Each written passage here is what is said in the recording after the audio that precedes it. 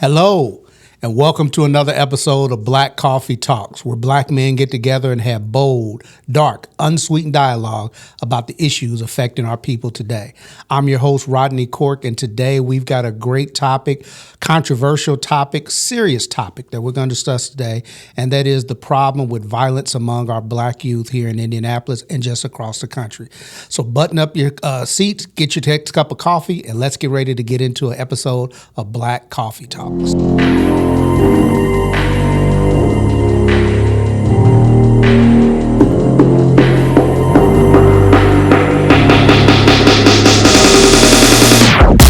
This is Black Coffee Talks, where black men get together to discuss, debate, even argue about relevant topics of the day from a black man's perspective.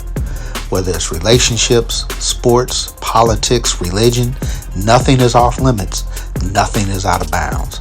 So put your big boy pants on, grab you a cup of coffee, and let's get into some bold, dark, but unsweetened dialogue.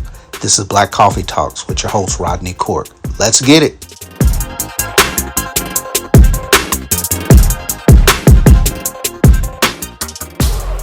Welcome again to Black Coffee Talks. Today I have with me two great guests, two people that are very involved in the community. I have with me Pastor Eric Floyd, who's a community activist and very involved in the city of Indianapolis.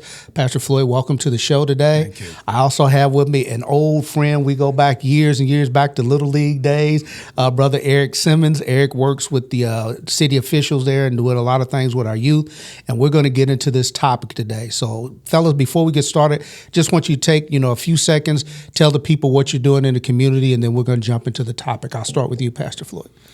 Well, thank you, Brother Cork, for having me on the show. I appreciate it.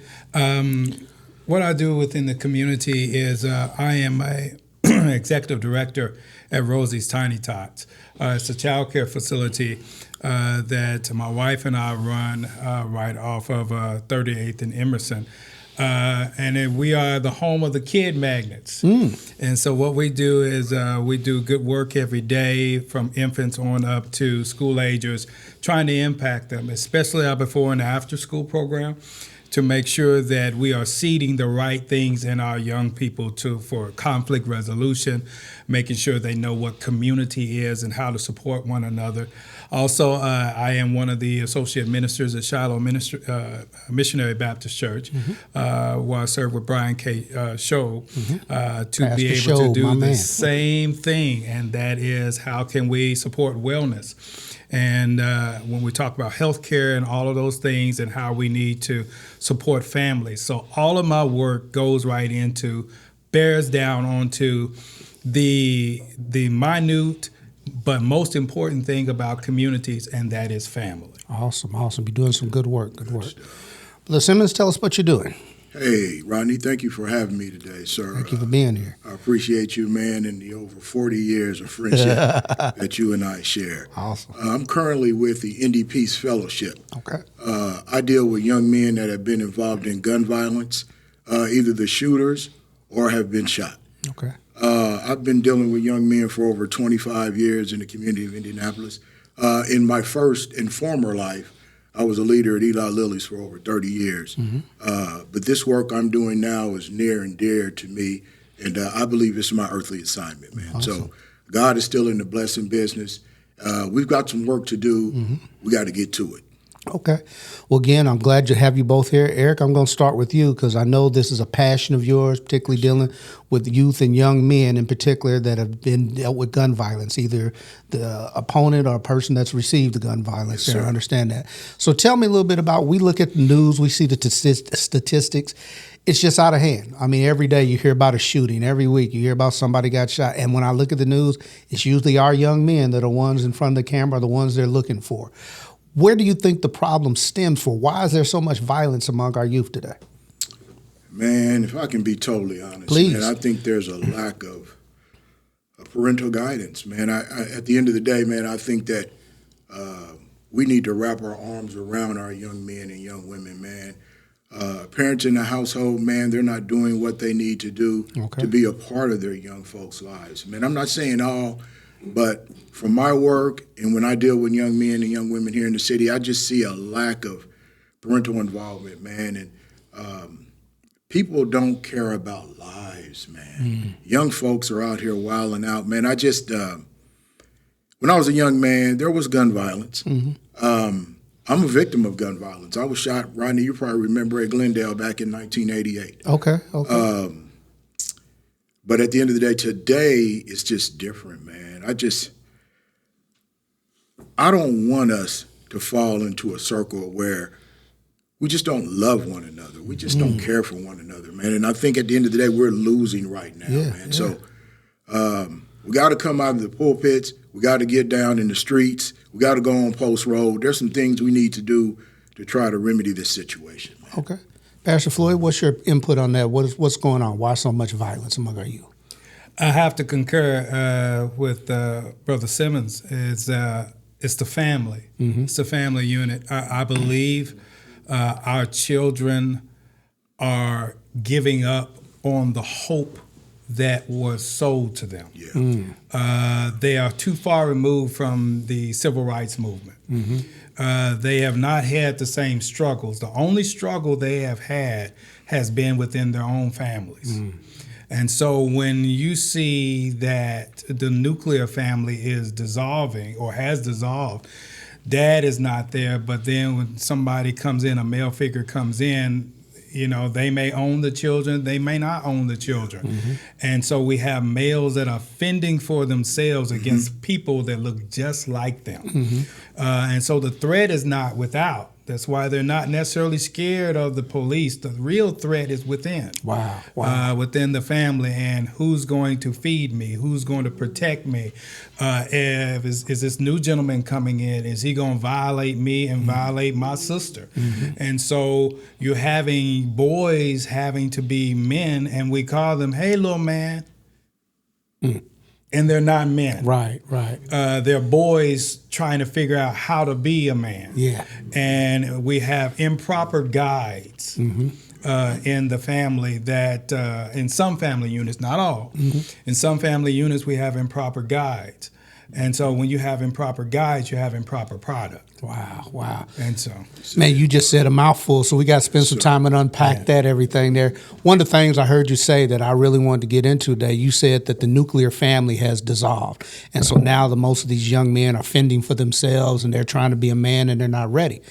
I can actually see that because I grew up in a nuclear family. Both my mother and father in the house, both of them worked. Me and my brother, they raised us, taught us right from wrong, took us to church every Sunday, made sure that we were looked after. We didn't run with just anybody or run the streets rampant. And so there was a set of standards and morals in the household that we had to uphold. Now, we had friends and we ran the streets a little bit well, but there was a limit and there were things that we just could not do. Other people may have been done it, but Robert and Eloise Cork wasn't allowed in their house there, so we couldn't do it and everything. And I know the same thing with you, Eric, and your family as well, too. And so when I look at families today, that is not the case. I'll give you not a funny example, but just a strange example. I was blessed to grow up in a neighborhood where just about everybody on my street had both their mother and father at home. It was just uncommon to see single parents in the neighborhood I grew in. I know that's isolated from a lot of the world, but that's just the area that I grew up in. I remember my first day of college at Purdue University. I was at a party, and I was talking to this little girl, and we were just having a conversation. And I asked her, so, what does your father do for a living? And she looked at me and said, well, I don't know my father. I've never known my father. And that was just foreign to me. For the 18 years I grew up there, that just didn't make sense to me. I saw my daddy every day. What do you mean you don't know your father? You've never met your father. But the reality is now that's more and more common. Now that's almost every other household that you see today. And so now you have young people who don't have a male figure in the household. If they do, it's their uncle who just got out of jail or, their cousin who's on his way to jail and influence them in the wrong way. And so how do we combat that there where we don't have the positive male influences that we grew up with? And that's why I think there's such a vast variety of difference between the way these kids handle conflict as opposed to the day there. Agreed. Who has a thought on that there? I think the beginning of it is men accepting that I am leading another man and not running from responsibility. I have a child, that's her problem. What are we going to do about this? What are we going to do? A child is an asset to the community. Yes, it should we don't be. look at children as assets, because every great person, and it seems a very simple thing I'm about to say, but every great person began as a child. Right? True. And it just is what it is. It seems like, wow, okay, that was deep, but not so deep. Everybody has a beginning, but, and so our next inventors, our next governors, our next great persons start in infancy, and to evolve but there is guidance along the way. I am part of my work, everyday work, is helping men be responsible for what they have. Okay. I talk to parents, and I do not pull away their responsibility. I come in and I support what they're responsible for. I come in and educate them. I come in and mentor them, but I do not remove what they need to do for their own children. Okay. Because that's what everybody else is doing. Grandmama is coming in and saying, don't worry, leave the babies with me. No. The babies go home with you. And I may come and support, give you a breather. Right. But there's too many folks that are going around and saying, let me do it. Yeah. And so the parents never learn how to do it. Right. And the next thing you know, they say, the kids grow up and they say, well, that's my real mom. Grandmama's my mama. Wow. Granddaddy's my daddy. Wow. No. Yeah. And that's the problem. That's the problem, because they never learn that that child, wherever you lay your head, is where that child is going to lay their head. And I want to say this last little piece to that. We run around in fear that kids are going to be poor. That's it. Folks have been poor a long time. Come on, brother. Folks have suffered levels of being poor well beyond what this child is going to experience. And who's to say that experience in the right hands may make that child say, I think I want better. That's it. Yeah, we'll break this generational curse. Exactly. Right. Exactly. Right. Okay. Okay, stop right there. We're going to come back to that. We're going to take a quick commercial break here, but right after commercial, Eric, I want to come to you about something you said about getting out into the streets. All right? Absolutely. Yes, sir. This is Black Coffee Talks. This episode is sponsored by Primary Risk Management. Insurance company handles all your insurance needs, home, business, auto, life. Make sure whatever insurance needs you have, check out Priority Risk Management. They're the insurance company for you. Welcome back to Black Coffee Talks. Eric, we were just talking to Pastor Eric FLOYD about different things with our parents and everything that are going on and the lack of accountability we have. But I want to go back to something you said earlier. You said that we've got to come out of the pulpit and get into the streets and really wrap our arms around these young men. I know that's your passion. That's what you do. You go out in the streets there as a pastor of a church there and somebody that wants to be involved in the community. I mean, my church is right on Post Road. Absolutely. So we're right in the heart of everything there. Yes, sir. What are you hearing from the young men out in the streets, and what can we do to help? The young men that I mentor, man, a lot of times they're saying, nobody cares for us. My daddy's not there. They don't have to be your biological child. I've got one biological child, but I've got sons of over 100, 150 that call me dad. Okay.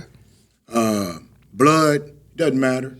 At the end of the day, man, us as positive role models, men that can affect positive change in the community, we have to wrap our arms around these boys, man. And at the end of the day, if we don't come out of the pulpits, if these pastors don't do it, and I don't want to step on anybody's toes out here, man. No, that's what we do in Black Coffee Talk. Go ahead. Well, you know me, Rodney. I'm going to keep it 100. Okay. Bold, dark, unsweetened dialogue. All right. That's it. We got to do better, man, toward our young men that don't have fathers. Okay. Yeah. Toward our young men that say, nobody cares for me. We got to do better. If we don't, we're going to lose a generation of kids, man. Okay. We're losing a generation of kids, man. And I asked the Lord years ago, after I was a victim of gun violence, what would you have me do? And his answer was just serve me. Serve the least of these. Wow. And I've been doing that for almost 30 years. Awesome. Okay. I love what you said there, but I'm going to push you back a little bit. We're going to stir up the coffee and Let's thing. do it. As a pastor who leads a church, Sure. concerned about my community, also, I'm one man. I got a church that I need to take care of, that congregation, take care of their spiritual needs. I've got my own family that I take care of. I've got a son that I've raised and got grandson now that I'm trying to help raise and bring up there. And so I'm doing what I feel is my part to help. But how do you feel? Why is it my duty, so to say? And I'm just asking this as a general question, not me personally. Yeah. But why is it my duty to go and look after the other young people who, maybe somebody failed them, but I'm taking care of my responsibility in my home? I get that, man. But if we don't do it right, my brother, who's going to do it? Okay. Malcolm's gone. Martin's gone. Ever's gone. If we don't do it, who's going to wrap their arms around these young men that don't have hope? Okay. I've looked into the eyes of hopelessness, man, and I don't like it. Okay. We got to do better.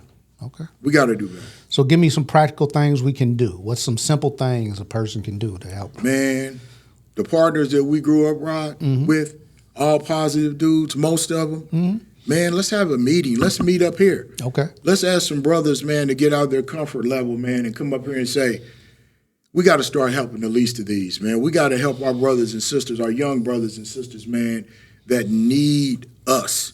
Not the ones saying, Ray was in jail, man, he's coming out, he going to tell you how to be a hood brother. No, enough of that, man. We don't need that. We done had that too much, man. We need positive role models, people that have done things in their lives that can leave a positive impact on the young men and young women that are coming up behind us, man. Okay. In my humble opinion, that's what we need. I got it. I'm a stir it up a little bit because I want both of your input on that. Pastor Floyd, you were talking about the home and kids growing up in poverty and nobody taking responsibility or accountability for the kids. Let me ask you this here. Who are the responsible role models? Because I'll give you an example there. We have young men that are growing up who may want to do the right thing, who've been told, through, TV or a teacher at school what to do and the right thing. But at home, they've got cousins that sell drugs. All the people they look up to are involved in crime or some way, either been to jail or go to jail, either shot somebody or been shot, And so they're not teaching the values that these young men need to. So how can we come as an outsider and try and replace things that they've been taught in the home that are not positive, not good? That's a good question. I think the first thing is those of us that, well, I'm going to put the quotes, those of us that have it together, we are not the totality of the answer. I am not, and I do this in my everyday work, I am not trying to step in and be somebody else's father. Okay. I'm with you. I have my own that take a lot of my time. But what I will do is go and find me the father. Let's have a relationship and let's talk about this child. Okay. I would rather build up the father to impact the child and give him an opportunity and help him. It could be, hey, I ran because I didn't have the money. Yeah. Let's help you get on your feet so you can take back control or to have an impact on your family. I can't be everybody's daddy. You can't be everybody's daddy. My brother Eric cannot be everybody's daddy because we know true fathers know the weight and the responsibility and the time that it takes to invest in children. However, I will help make better daddies. Okay. Right? I will help invest in that. So I think that is the first thing. The first thing is help men be who they want to be. Okay. Because I believe there are good men that have fallen prey to whatever society had for them, but they didn't start out that way. Yeah. I think they want the respect of their families. I think they want the respect of their children, and we have to help daddies get back to being daddies. Okay. And I think also in that, as far as from the pulpit standpoint, as far as the house of God, I think the house of God needs to make room for men to be men. Okay. We have a lot of get women. into something good there. Okay, come on. We have Real a lot good. of women in church, and God bless our women for holding it down in the family, for holding it down in the church. They hold it down in two houses, church house and their own house. Where are the men? how can we help men have a place and have room and do things that men want to do. Say it, brother. In the house of God, to be heads, to feel like I belong here. I'm supposed to be here. Because men today, honestly, I haven't did a survey, but I can look out amongst the congregation. Yeah. Men do not see their place in some churches. Absolutely. That's why there's more women and there's not a balance. Yeah. And it's the same thing that happens in the church, happens in the regular home. They don't see themselves having a place there. And then they get disrespected. And most men that I know, that I can only take so much disrespect. Right. Before you I'm don't see gone something. for good. Yeah. Well, you got into something, man. We get to unpack this a lot because as a former pastor, I really see that. And that's the problem there. I really think the overall problem, and we as all Christians would agree with it, the problem is just a lack of Christian values and morals in society in general. And our young people don't have any Christian values or morals there. Like I said, as a kid, I grew up, my parents, there was no, do you want to go to church on Sunday? It was, there were going to be severe consequences if you didn't get up and go to church on Sunday, everything. That's right, brother. And that was from my mother and my father, I think. But we live in a society that doesn't influence that anymore. It doesn't push that there. Kids have choices. And the black church particularly has become a place where men have been pushed out. Yes. One of the things a pastor told me, he said, really focus on the men in your church. He said, because if you get the men, you get the whole family. Yeah. Because, wife wakes up one morning and say, y'all feel like going to church, everything, and it may get them. But if daddy wake up and say, come on, we going to church. Right. Everybody going to church that day, everything there. So you got to get that. Sir. But we have a problem within the black church there. Like you said, men don't see their place in the black church. Yeah. Whenever I look at my congregation, I got a small congregation, but the statistics are the same. The percentages are the same. There's probably about 10 to 15% of my congregation that are men, the rest are women. Whenever we do anything, the women are always there. I got to pull teeth and twist arms to get the men to come and do something.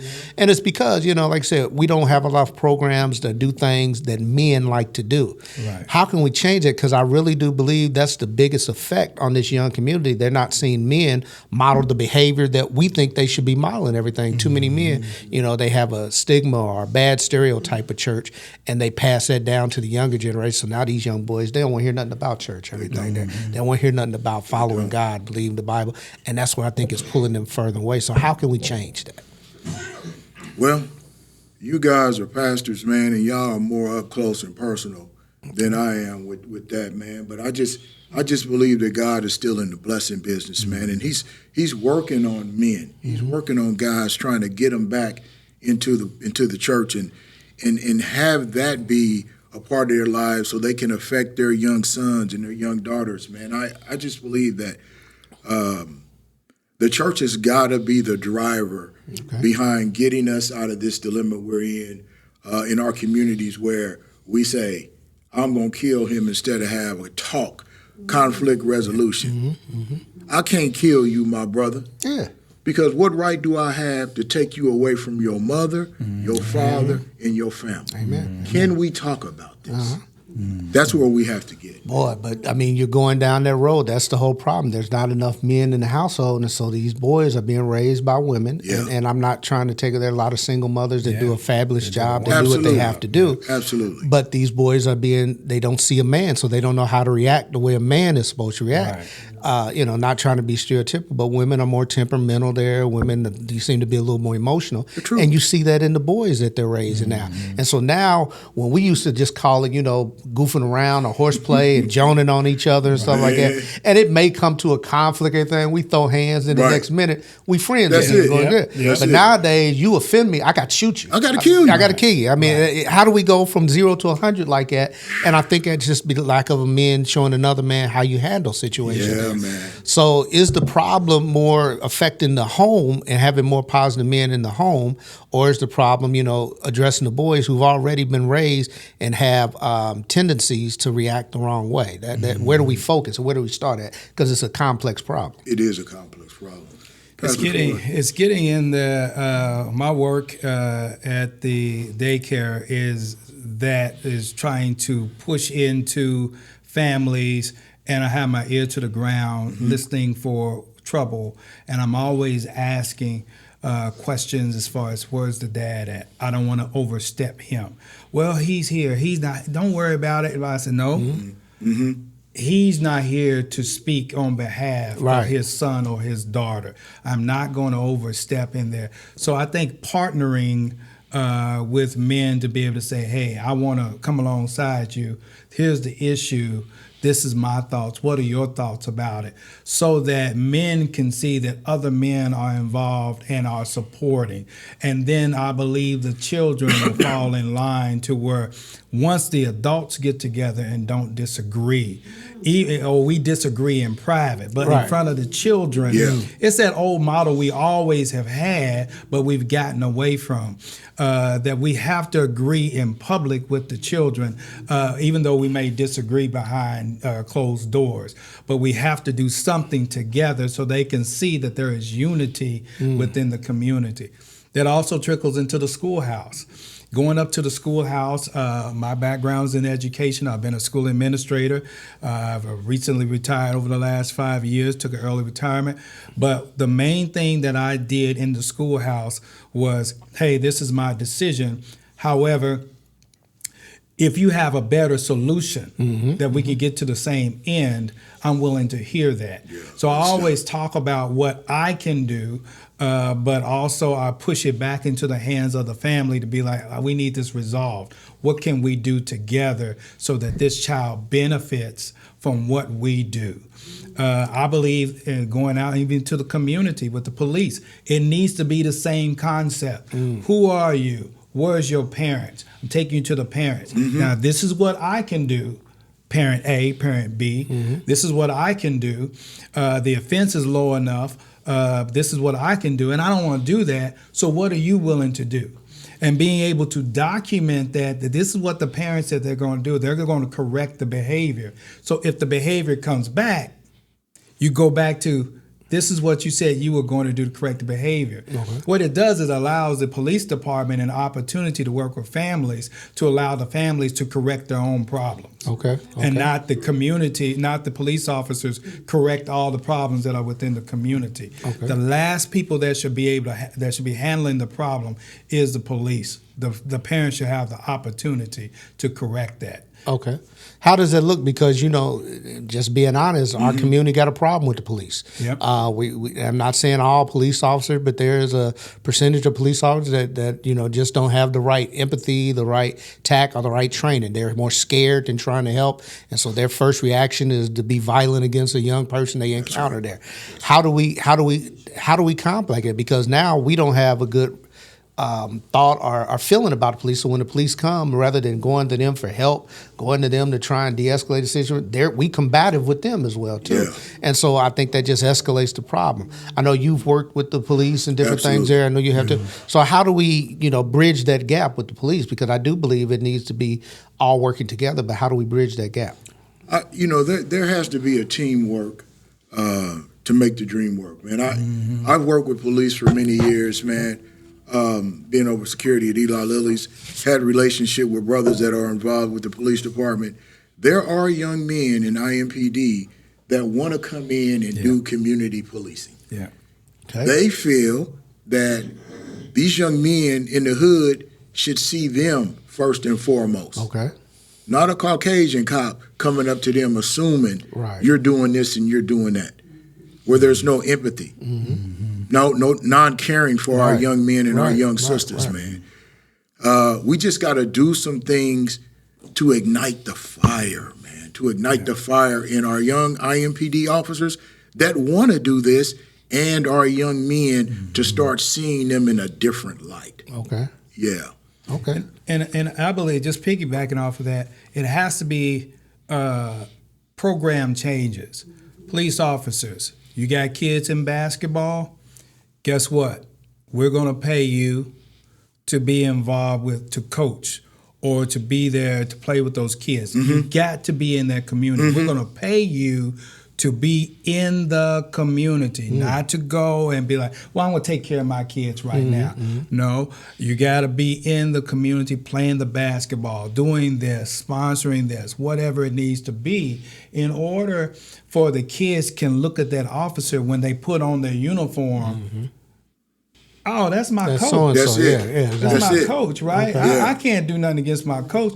And that kid is going to listen. So we have a lot of good men, but we have to position them correctly. Okay. And we can't expect all the mentors to do everything for free. Right. Because time is money. Absolutely. Amen. And that's time away from my family. Speak. So it has to be embedded in the work that we do every day. I expect for you to go down there to the Boys and Girls Club. I expect for you to be out there and do something with the kids on your block. Okay. Even if you don't do anything formally. But it has to be things like that folks are getting. People, you hate to say you're getting compensated for something, but until something takes root. I mean, yeah.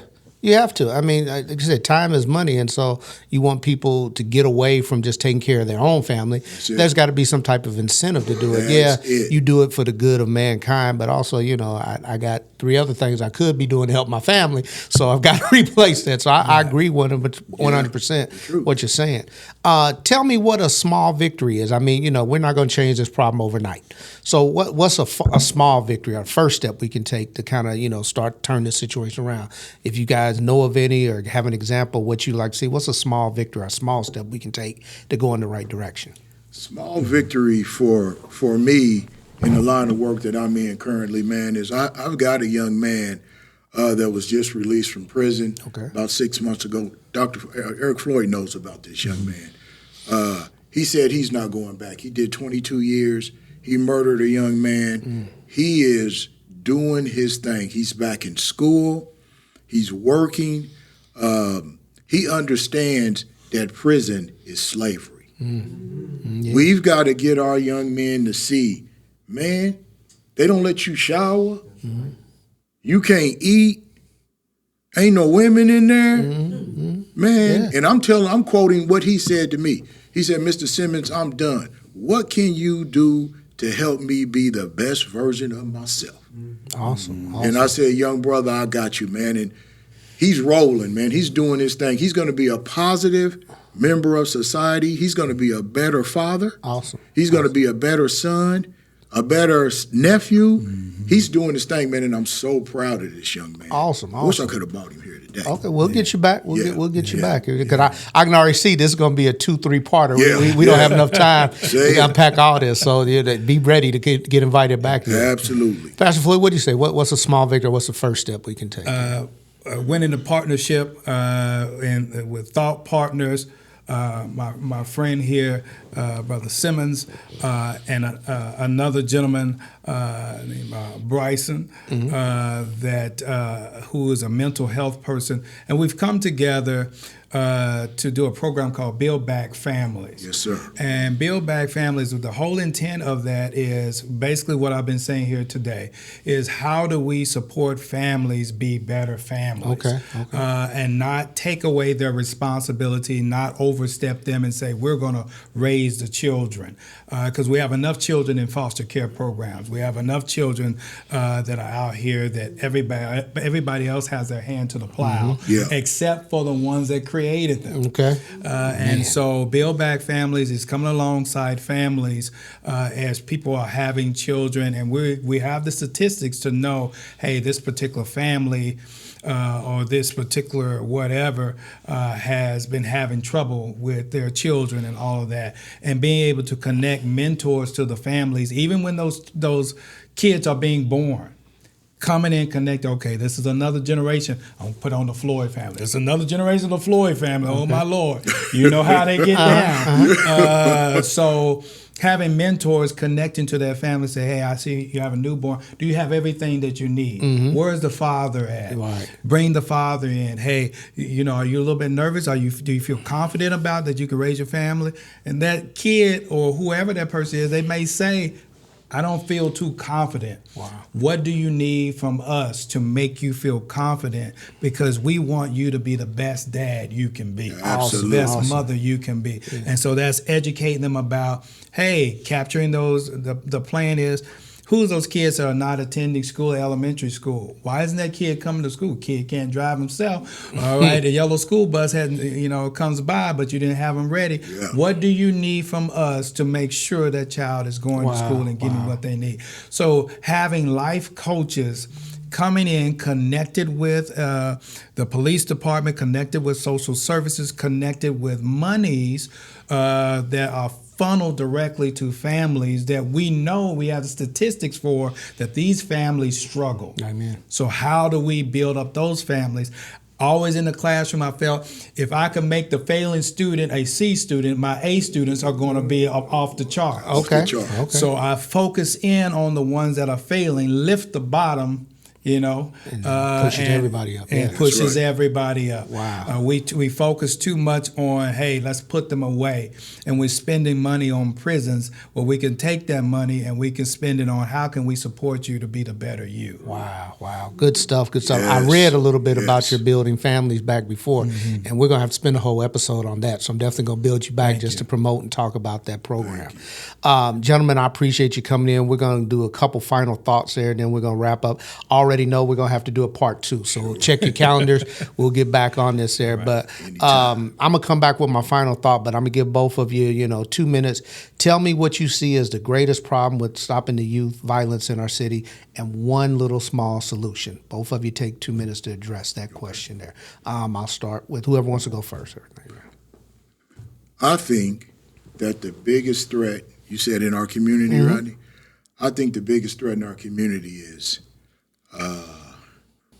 the city government really want us to win? You saying does the city government want to? Does the city government, Good point. I don't know. does politics really want people of color Well, to you come just out done on unlocked top? another topic, so you got to come back twice because we got to really unpack that one. That's good. I've seen some things. I've been close to some voices and heard some things. We all know systematic racism is a part of why we're being held down. 2 minutes ain't enough, my brother. But we're gonna do what we're gonna make it do what it do. Okay. I just think that we have to get the city involved in terms of really, really wanting us as a people to make it through this life that I call a maze, man. And the solutions I see is having leaders that are not in love with money to come into the hood and talk to our kids as if they were their kids.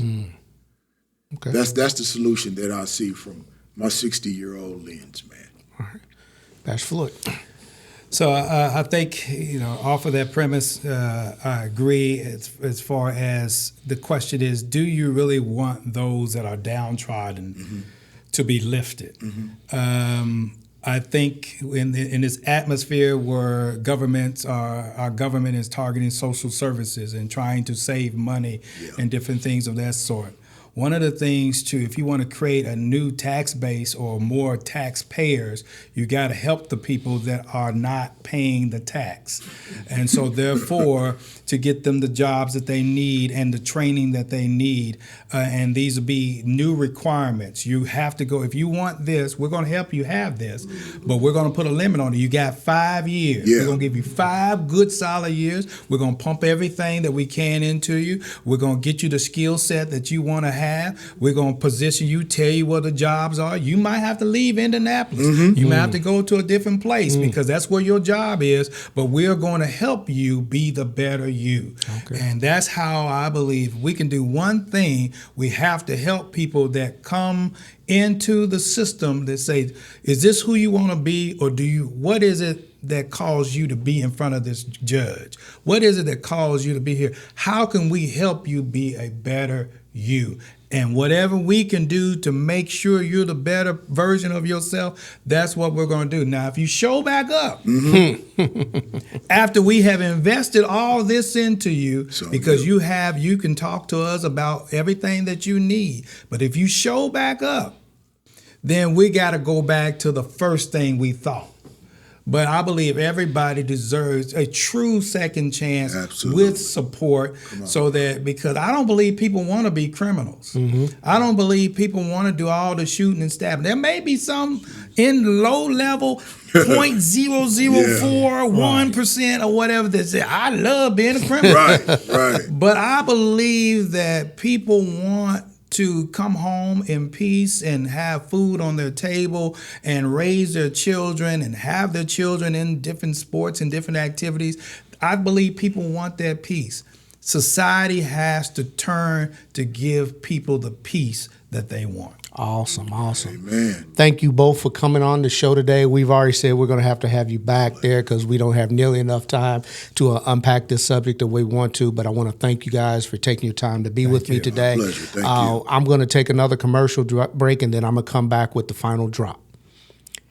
This has been Black Coffee Talk, sponsored by 2 Cups a Day Cafe, the cafe that has all your beverage needs to take care of, whether it's coffee, tea, smoothies, lattes. Come check out 2 Cups a Day Cafe, located in the P30 Co-working Complex on North Post Road. They'll take care of all your beverage needs. Make sure you remember 2 Cups a Day Cafe, because there's no other way when it's a 2 cups kind of day. Welcome back to Black Coffee Talks. I want to thank my guests, Pastor Eric FLOYD and Brother Eric Simmons, for coming on and sharing their thoughts on this issue today. I'm going to share the final drop of the conversation today.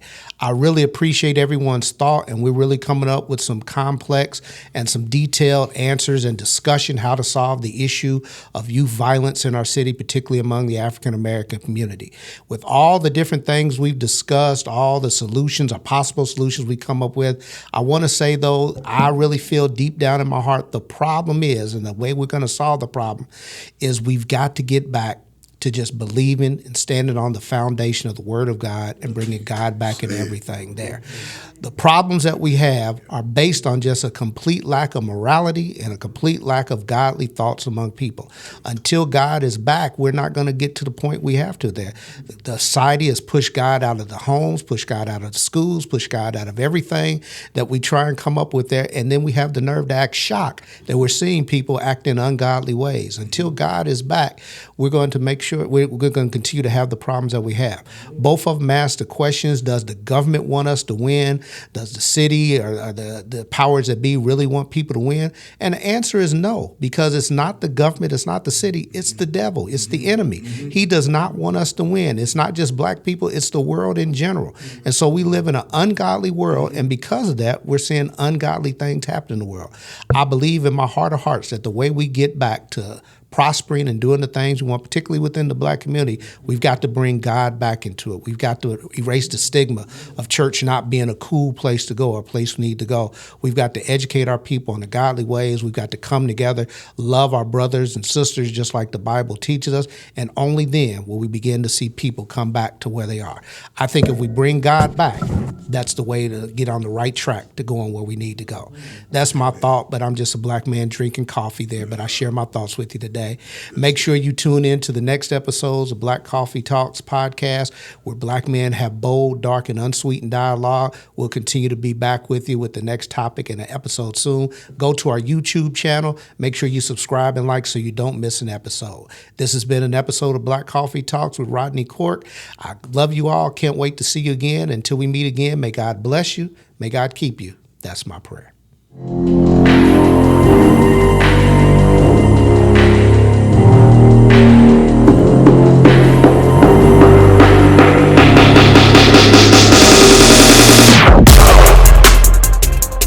This